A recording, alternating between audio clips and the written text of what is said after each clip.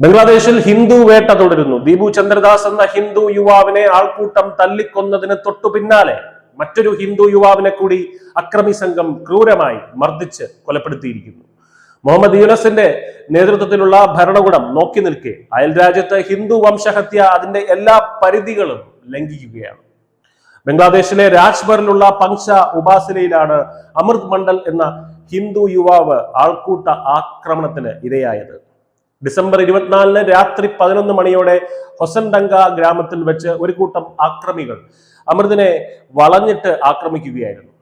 ക്രൂരമായ മർദ്ദനത്തിനൊടുവിൽ അദ്ദേഹത്തിന്റെ ജീവൻ പൊലിയുകയും ചെയ്തു. അമൃത് മണ്ഡലിന് ക്രിമിനൽ പശ്ചാത്തലമുണ്ടെന്ന് ആരോപിച്ചാണ് പോലീസ് ഈ കൊലപാതകത്തെ ന്യായീകരിക്കാൻ ശ്രമിക്കുന്നത്. എന്നാൽ നിയമം കയ്യിലെടുക്കുന്ന ആൾക്കൂട്ടത്തിന് ഹിന്ദുക്കളെ കൊല്ലാൻ ഭരണകൂടം മൗനാനുവാദം നൽകുന്നു എന്നതിന്റെ തെളിവാണ് തുടർച്ചയായ ഈ ന്യൂനപക്ഷ കൊലപാതകങ്ങൾ. അമൃതിനൊപ്പം ഉണ്ടായിരുന്ന മുഹമ്മദ് സലീമിനെ പോലീസ് അറസ്റ്റ് ചെയ്തെങ്കിലും ഹിന്ദു യുവാവിനെ കൊലപ്പെടുത്തിയ ആക്രമികൾക്കെതിരെ ശക്തമായ നടപടികൾ ഉണ്ടാകുമോ എന്ന കാര്യത്തിൽ ഇപ്പോഴും ദുരൂഹത തുടരുകയാണ്. ഈ കൊലപാതകത്തെ വെറുമൊരു ക്രിമിനൽ കുറ്റമായി ചിത്രീകരിച്ച് കൈകഴുകാനാണ് യൂനസ് സർക്കാർ ശ്രമിക്കുന്നത്. ഇതൊരു വർഗീയ ആക്രമണമല്ലെന്ന് സർക്കാർ ഔദ്യോഗികമായി പറയുമ്പോഴും യാഥാർത്ഥ്യം മറ്റൊന്ന് തന്നെയാണ്.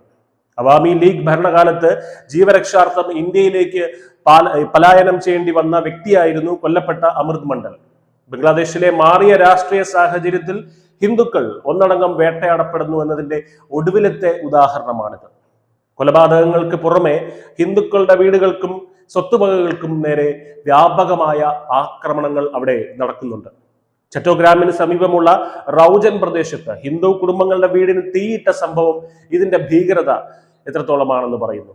ഷുഖ്ഷിൽ, അനിൽഷിൽ എന്നിവരുടെ വീടുകൾക്ക് അജ്ഞാതർ തീയിട്ടത് വാതിലുകൾ പുറത്തു നിന്ന് പൂട്ടിയ ശേഷമാണ്. 8 കുടുംബാംഗങ്ങൾ വീടിനുള്ളിൽ വെന്ത് മരിക്കേണ്ടി വരുമായിരുന്ന സാഹചര്യം.